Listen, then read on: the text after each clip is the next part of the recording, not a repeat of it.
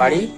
বাড়ি কালিয়াড়ি, দেওঙ্গা থানা। আচ্ছা, দেওঙ্গা থানা। আপনার অপারেশনের আগে কি কষ্ট হতো? হ্যাঁ,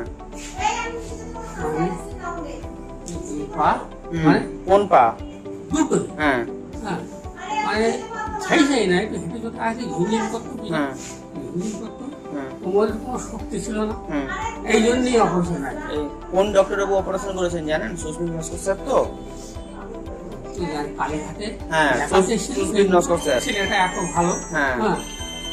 আর আপনার ওটি করার পরে, এখন অপারেশন হওয়ার পরে এখন পায়ে ওই ঝিনঝিন আছে?